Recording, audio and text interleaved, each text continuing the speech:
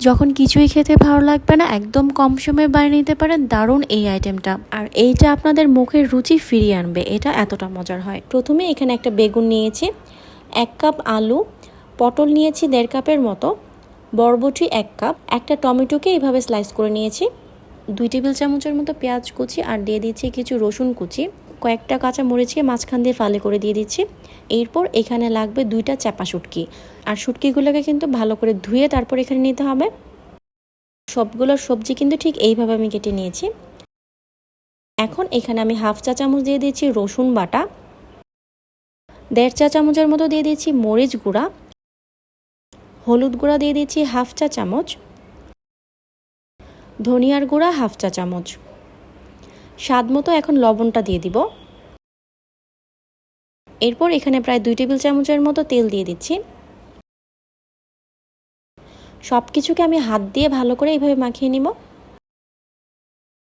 হাতে মাখা এই আইটেমটা যে কী পরিমাণ মজার হয় আপনারা শুধু এইভাবে একবার হলেও ট্রাই করে দেখবেন। গরম ভাতের সাথে এটা হলে আর কোনো কিছুই লাগবে না। সব কিছু মাখানো হয়ে গেলে এখানে আমি 1/2 কাপ থেকে কিছুটা বেশি নর্মাল পানি দিয়ে দিচ্ছি। আবারও হালকা হাতে মিশিয়ে নিব। প্যানটাকে কিন্তু আমি এখনও চুলায় বসাইনি।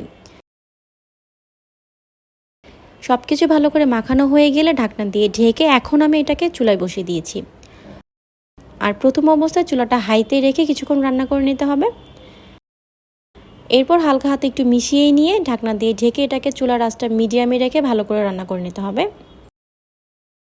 আর কিছুক্ষণ পর ঢাকনা খুলে আমি এভাবে নেড়ে চেড়ে দিব। সবজি থেকে কিন্তু যথেষ্ট পরিমাণ পানি বের হয়েছে, দেখতেই পাচ্ছেন। ঢাকনা দিয়ে ঢেকে এটাকে ভালো করে কষিয়ে রান্না করে নিতে হবে। শুটকির এই রান্নার মতো সহজ রেসিপি কিন্তু আর কোনোটাই হতে পারে না। বেশ কিছুক্ষণ ধরে এটাকে আমি রান্না করে নিয়েছি। এই পর্যায়ে সবগুলো সবজি পারফেক্টলি সেদ্ধ হয়ে গিয়েছে।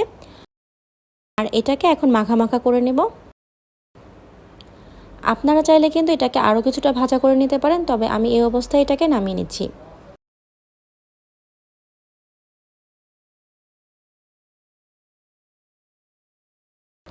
দারুণ মজার শুটকির এই রান্নাটা আপনাদের কাছে কেমন লেগেছে কমেন্ট করে আমাকে অবশ্যই জানাবেন।